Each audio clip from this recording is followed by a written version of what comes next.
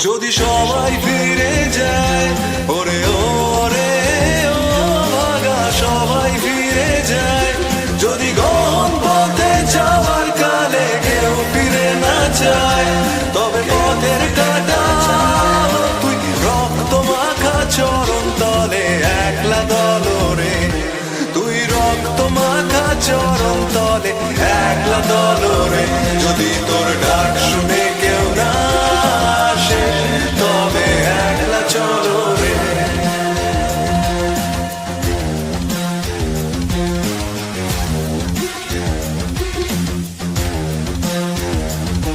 যদি আলো না ধরে, ওরে ওরে ও ভাগা আলো না ধরে, যদি ঝড় বাদলে আধার রাতে দুয়ার দেয় ঘরে, তবে বজ্রানলে আপন বুকের পাঁজর জ্বালিয়ে নিয়ে একলা চলো রে, আপন বুকের পাঁজর জ্বালিয়ে নিয়ে একলা চলো রে, যদি তোর ডাক শুনে কেউ না আসে, তবে একলা চলো রে।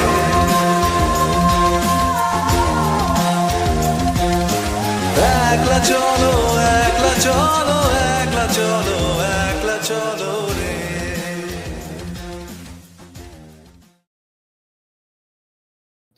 Hi guys, thank you for joining the live stream. The audio is coming fine, right? Okay. So this is the first time ever we are going to discuss a research paper for the second time from our channel, because the last time I discussed, since then many more viewers have joined, and I didn't have a Twitter subscription back then. I have renewed it, so it's going to be streaming onto Twitter as well. And I think the main reason is that it's a very, very pertinent topic because of the insane amounts of racism against Indians today. And of course, with the racism and counter arguments, etc., the topic of, again, the evil caste system has also come about, which people are not really countering all that well. So I think we need a recap of this paper once again and remind people how structures and groups like Brahmins have existed everywhere, to the point that, to the extent that a group in USA used to be called Brahmins themselves, and how they were the first ones to make way for the racist immigration laws in USA. Let's get through them now. This is a paper from 1952. Yes, Shudip. Hello, netizen. A female historian from 1952. Pretty fascinating stuff. This is also a small paper, and after we are done with this, we will again get to Max Weber's book tonight. So, the paper is called "The Intellectual Background of the Immigration Restriction Movement in New England." It's a place in Massachusetts. 1952. Let's start. Barbara Miller Solomon, that's the historian who's written this. The state of mind of a small segment of New Englanders from 1850 to 1890 had far-reaching implications for the whole nation, because at the outset of the period, New England was the cultural center of the country. In 1861, an ambitious Midwesterner like William Dean Howells still made the pilgrimage to Massachusetts to sit at the feet of Emerson, Hawthorne, Holmes, Lowell, and their satellites. The literary theories we accepted were New England theories, Howells later recalled. The criticism we valued was New England criticism, or more strictly speaking, Boston theories, Boston criticism. By 1890, the dynamic life of that special Brahmin society, which had accepted Howells to its inner fold, was dead. This essay will examine some factors in the intellectual alteration of old New England, which made Boston the natural birthplace of the Immigration Restriction League in 1894. The first organized movement to denounce America's traditional welcome to all European peoples. Its New England origin not only marked the defeat of the local Brahmin society, but more important, it shaped the racial premises which were permanently embodied in the national immigration legislation of 1917 and of 1924. So Americans, racists of today, might reject India and everything related to India, but their racist elderly intellectual ancestors, daddies, like to call themselves Brahmin. Lol. Lol.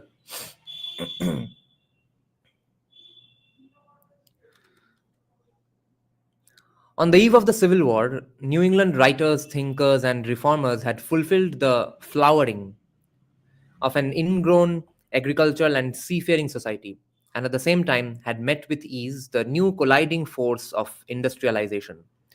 Interested citizens watched the machine revolution and asked how this experience would affect the Boston, the New England, the America they loved. The spokesmen of the 1840s and 1850s were exhilarated by the prosperity with which their ingenious Yankee people derived from the new power. Emerson and Parker criticized the abuses of Boston merchants from the point of view of liberal ethics, but few of their contemporaries actually rejected capitalism.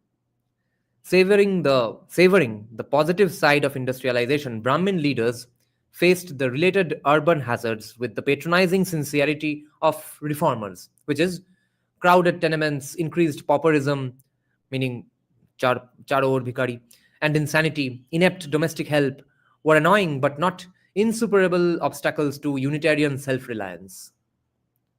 The arrival of the Irish immigrants from 1835 proved a welcome labor solution for expanding industry. Although the foreigners frequently presented a social problem, their conspicuousness was not confused with the shocks of industrialization.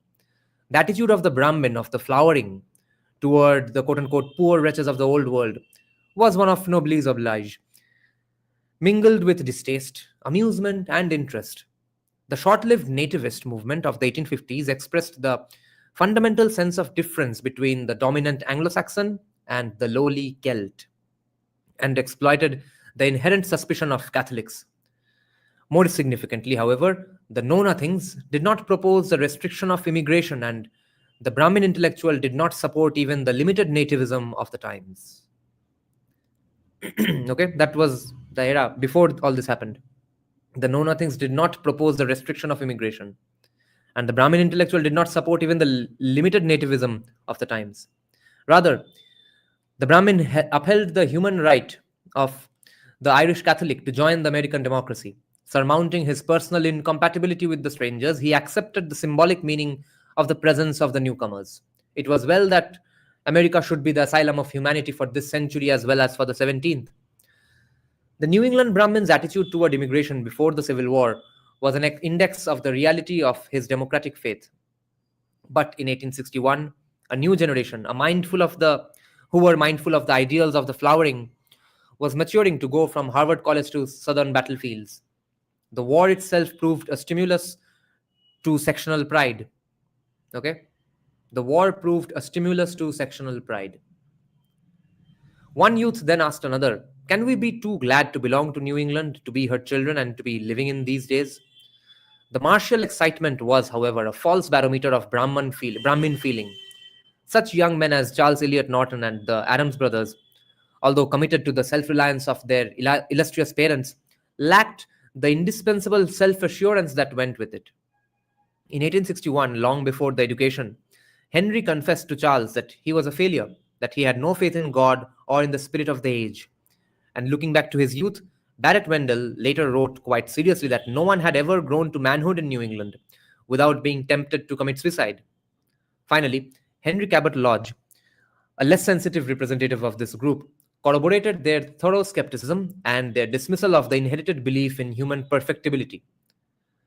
The Civil War only temporarily overpowered the profound internal letdown which followed the heyday of the 1840s and 1850s. The post-war Brahmin felt constitutionally inferior to his predecessors of the flowering. What was more, he saw visible signs of the decline of New England society. There were sound strictures about it in the North American Review and the Nation. The family life of strictly, quote-unquote, strictly native New Englanders was disintegrating into divorce more and more, and the birth rate was falling in the, quote-unquote, hub of the universe as the more fruitful Yankees went west. Francis Bowen, Harvard's guardian of Brahmin morals, warned his audience that the decay of the highly born and highly bred was universal, whether in the, sounds like an Ashidhar passage, whether in the Faubourg Saint Germain or in Boston. The self-conscious New Englander admitted that the end of the war was the close of the old period, and that between then and now has come the time of pause. The old men are now dreaming away their lives, but the young men have not yet seen visions. Interesting, really interesting line here. I'll take a break to take a sip of green tea and check the comment section. Yeah, yes, Shrudeep.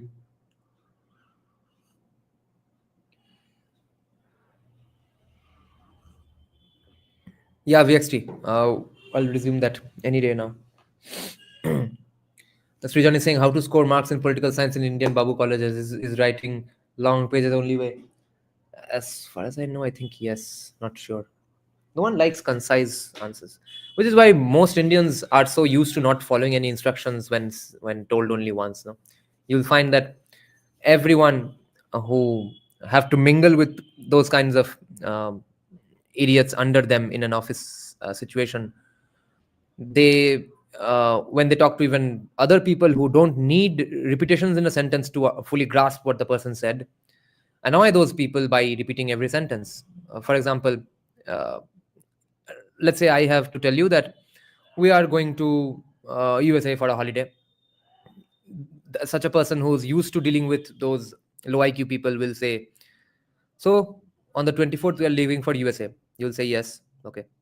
He'll say, so you got me right. We are leaving for 24th for USA. You'll say yes. So you understood me, no? USA, okay? 24th of this month. That's how they speak. Oh my God. And especially in Bengali. People say the most casual and randomly, I mean, a sentence that a 2-year-old could understand, like, um, take this alley and take a right, okay? এই গলি থেকে এদিকে যা. You'll say yes, and then they'll say, বুঝতে পারলি কি বললাম? Take this alley and then go to right. So that's how retarded a lot of people are. And for them, you need to write long passages. Yeah, live. Brahma Rasayan Khilao Inko. Brahmi Rosh Samriddho Brenolia. Yes. Shudeep is saying sad downfall. In ancient India, Sutra was the norm. Oh my God, if we tried Sutra today, एक decade में Hinduism खत्म हो जाता. Okay, let's continue.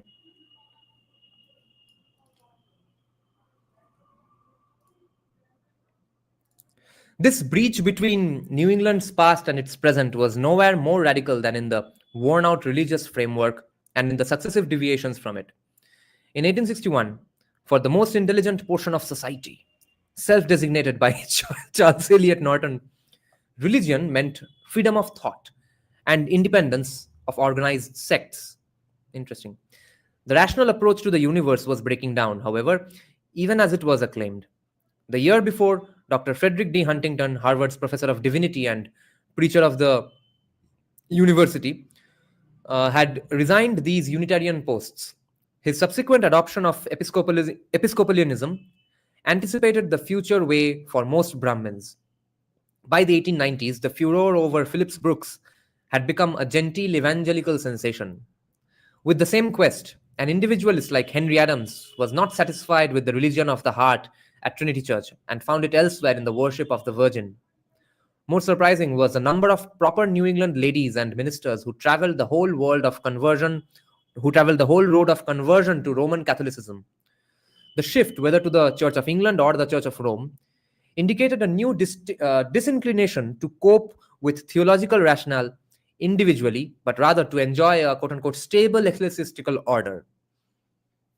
This is kind of what Hinduism is going through, and this is, I think, this is what Hindutva is going to make Hinduism look like in the end, the way Hindutva is operating at the moment, not Savarkar's Hindutva. Finding the inherited Unitarianism emotionally arid and incapable of sustaining personal credos like the Transcendentalists, New England intellectuals in the post-war period sought comfort and authority outside their own traditions. The intellectual intensity which their forebears evoked through dogma, the latest Brahmins supplanted with aesthetics. Beginning with Hawthorne and Norton in their trips to Italy in the 1850s, New Englanders despite their ingrained Puritan prejudice, became increasingly fascinated with medieval art and architecture.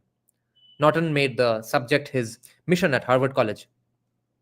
James Russell Lowell indulged in a Gothic flight in his poem The Cathedral. Above all, in Henry Adams, Mont Saint Michel and Chartres, I don't know how to pronounce this, went beyond historical analysis and became a universe in which the unity of church and state, God and man, peace and war, life and death, good and bad was reached. This union of Gothic art and religion, however, was an unsatisfactory substitute for religious faith. It merely sublimated the pessimism of Brahmin skeptics like Norton, who habitually said, art is dead, patriotism is dead, religion is dead. From the 1850s to the 1890s, the dominant generation of Brahmins never overcame a growing sense of weakness as individuals and as a group. The new religious and aesthetic tendencies only confirmed the fear that 2 centuries of a distinctive New England mode of thought had ended. But in one crucial respect, the Brahmins did not realize how completely they had outgrown the immediate past. They regarded the democratic faith of the flowering as their inherited capital and tried to live by it. From the start, however, they narrowed the range of democratic capacity to their own kind, considering themselves as members of an upper class, quote unquote, the best blood in America. They were proprietary in their obligation to the nation. So, Charles Francis Adams Jr. wrote to Henry from the war front, "Is not a country's work of my ancestors worth the struggle to preserve?" With earnestness, not enthusiasm, these high-minded young men unconsciously reverted to the older federalist idea of society, attributing progress to the few who have been blessed with the opportunities and the rare genius fitting them to lead. Charles Eliot Norton regarded the future of the country as a trust in the hands of the intelligent and the prosperous classes. Similarly, Henry Adams wrote back from London, "We want a national set of young men like ourselves or better to start new influences not only in politics but in literature, in law, in society, and throughout the whole social organization of the country, a national school of our own generation." The inherited instinct of reform, as it operated upon insecure, over-refined Brahmins, devolved into a theory of exclusive leadership which really contradicted the democratic dogma of the flowering. At first, the theory of a democratic elite was a bulwark of New Englanders. It stood between them and an encroaching disillusionment with the American people, obsessed with the youthful determination to test the workings of democracy. Henry Adams rushed to the capital in 1868, very much like a New Dealer, as a journalist to be the quote-unquote champion and confidant of a new Washington.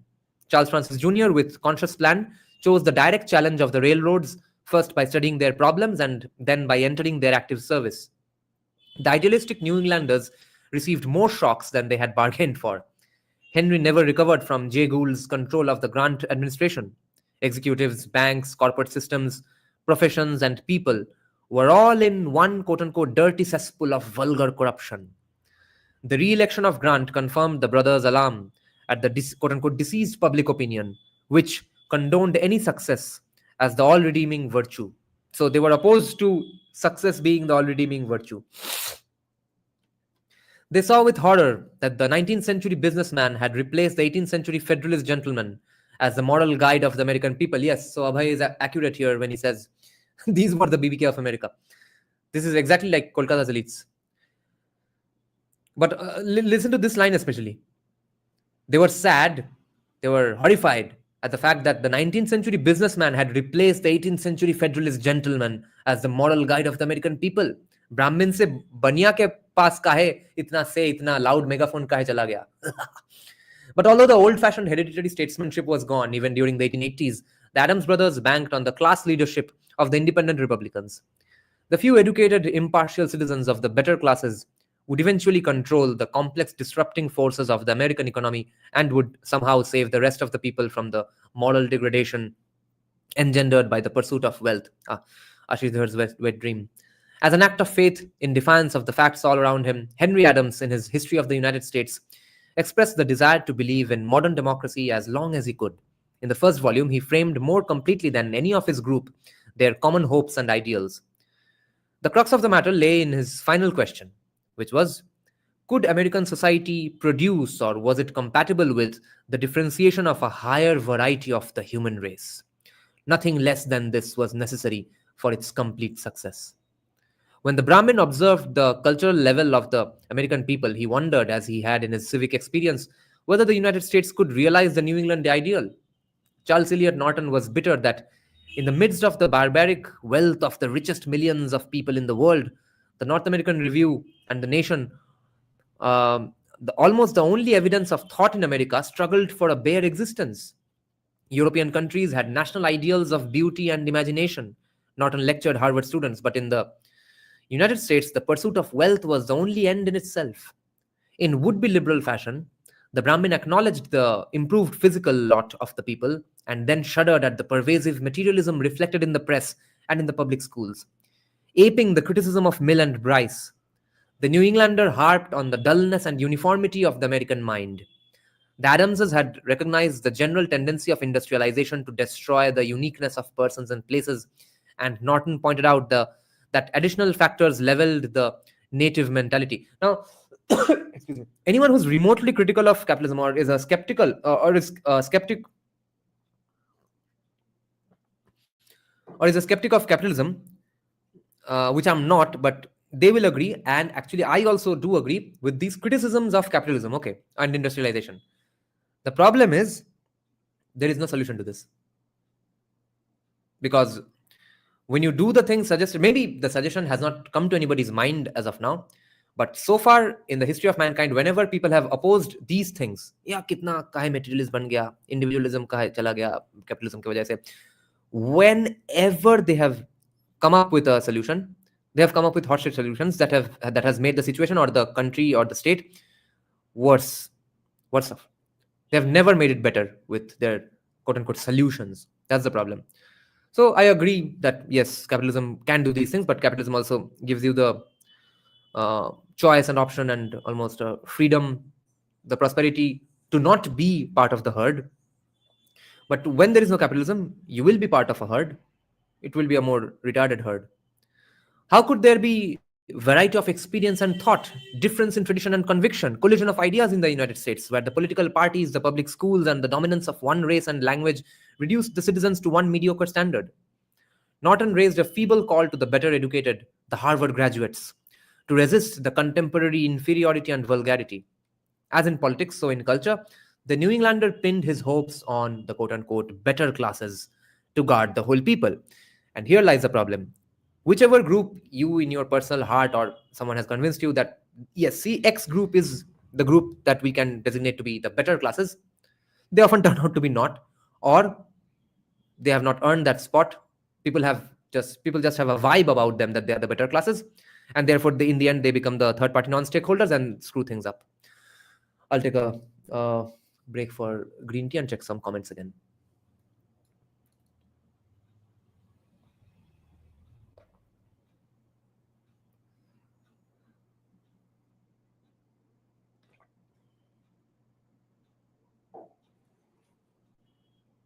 Yeah, Lapon.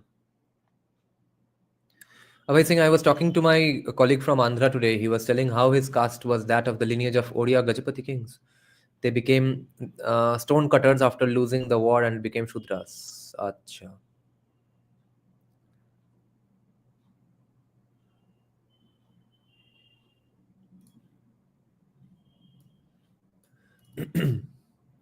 Okay, let's continue.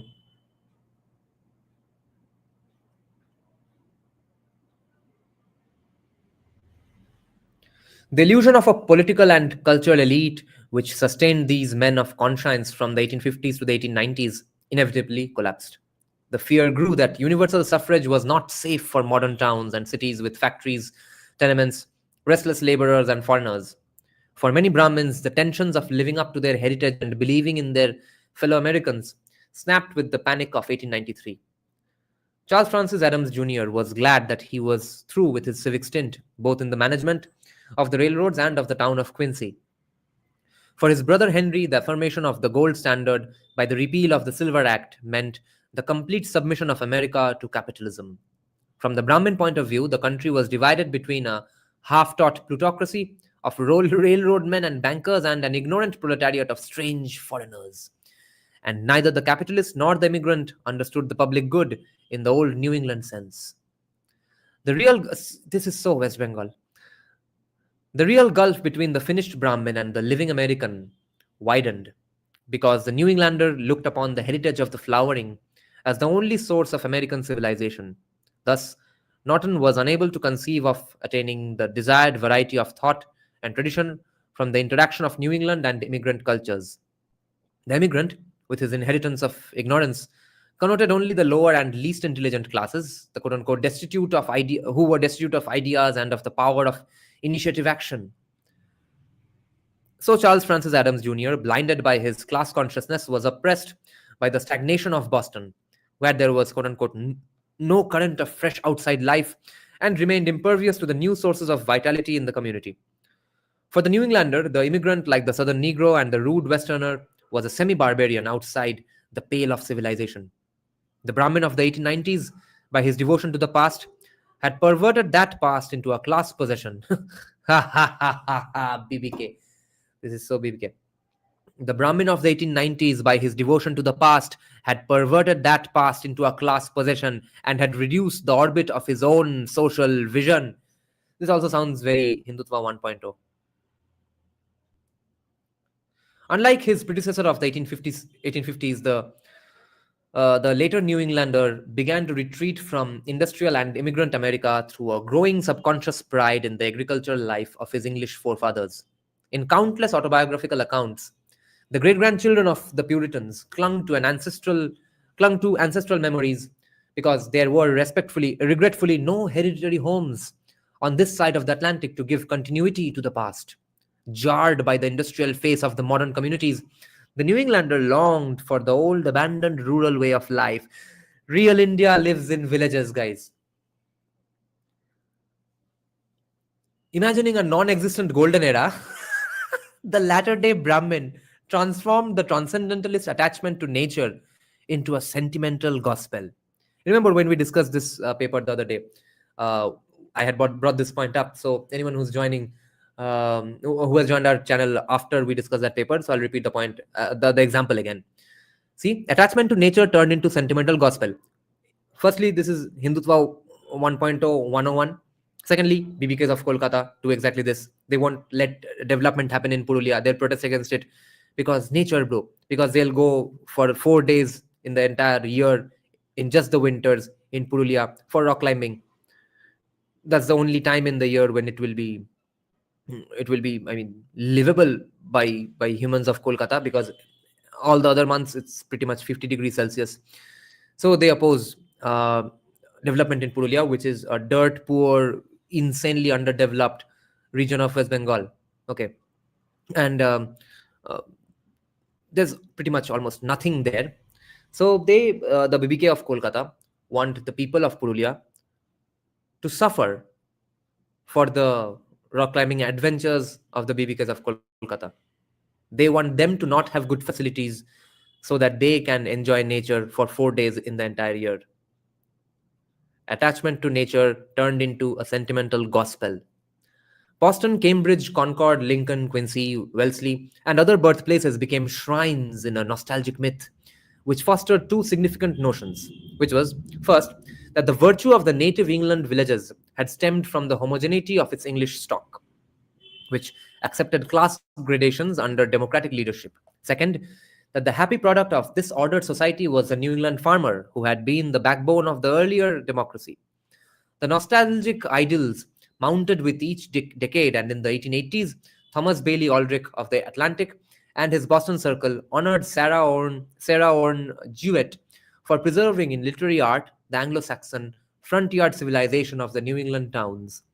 Finally, in 1893, Barrett Wendell made the myth of English homogeneity the basic premise of his authoritative study of American literature, elaborating upon the old belief that New England's greatness was bred in her colonial isolation. Wow. The old belief being New England's greatness. What was the source of New England's greatness? That it was colonially isolated.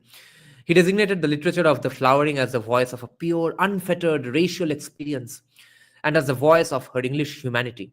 Thus, Barrett Wendell culminated the Brahmin pride in the past with a frank belief in the superiority of the pure Anglo-Saxon race, Brahmin genes. The desire to trace his roots to English blood completed the pattern which the New England Brahmin had been building for 4 decades in his choice of the Anglican Church, in his concept of the democratic elite, so consumption patterns, okay, in his preference for a static cultural tradition. The Brahmin of the 1890s consistently revealed that his ideal was closely akin to that of the English aristocracy. The reverse side of the Anglo-Saxon cult was simultaneously unfolded in the first signs of immigration restrictionist sentiments. Thomas Bailey Aldrich's poem, The Unguarded Gates, in the Atlantic Monthly of July 1892, was New England's cry to keep out the alien sinister races, men from the Volga and the Tartar steppes, featureless figures of the Wang Ho, Malayan, Scythian, Teuton, Celt, and Slav. A wild motley throng knocking at America's gates with their unknown gods and rites. This was being said about not Indians, of course. The New Englander was then ripe for and the people who are being discussed here, their descendants today also join the white people in hating Indians, lol. The New Englander was then ripe for the ideology of social Darwinism, which gave scientific strength to his own instinctive conception of racial superiority.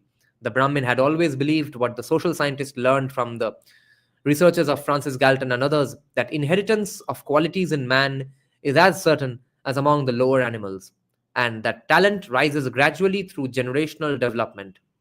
By applying Galton's theory of heredity to a blueprint of the ideal American race, the New Englander interpreted the exclusion of the non-Anglo-Saxon races as the one hope of salvaging democratic society. And by the same token, the Brahmin looked forward to the end of the ceaseless flux in American society, because it was the continuous emigration of human beings, first from Europe to America and then from east to west in the United States, which had robbed the nation of the class stability for which the Brahmin yearned. Ironically, so this also, there are echoes of the BBK hatred for Biharis in this, do you see?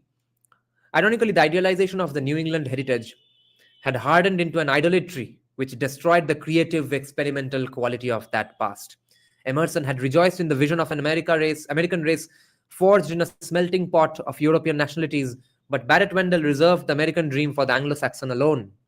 In 1894, Boston became the center of the advance guard movement for the restriction of immigration and lent her influence to spreading the idea that the capacity for democratic citizenship was an inherited characteristic which could not be developed equally in all races.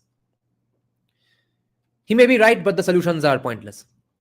Repudiation of a free America for all was the last step in the Brahmin deviation from the ideals of the New England flowering. Fun paper.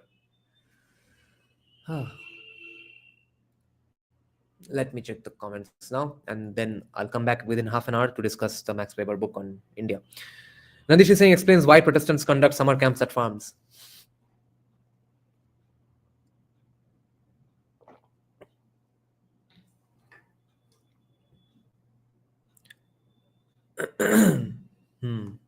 Historia is saying Purulia was under Naxal influence for a long time, same like Bastar, yes.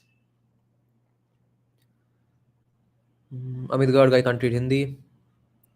Sudeep is saying that's why India, despite being so many varieties of cultures, is one nation. Like Marwadi Baniyas took over the BBKs, yes. That's what they're pissed off about. No culture, Abhay. No taste.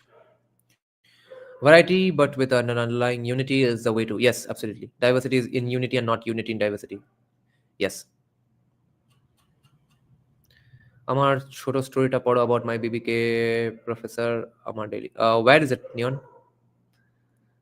Okay then. See you in half an hour. See you at 10 p.m. with the Max Weber book. Bye bye guys. Thank you for joining the live stream.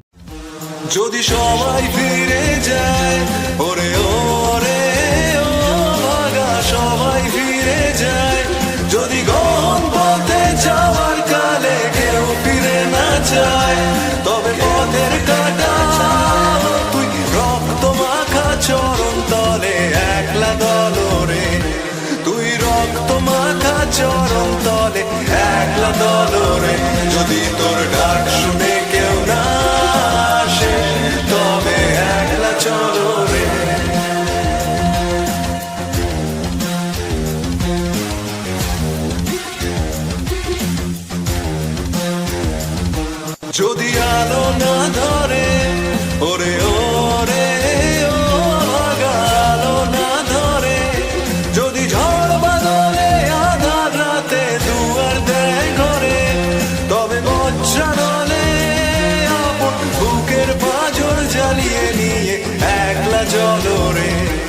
আপন বুকের পাঁজর চালিয়ে নিয়ে একলা চলো রে, যদি তোর ডাক শুনে কেউ না আসে তবে একলা চলো রে।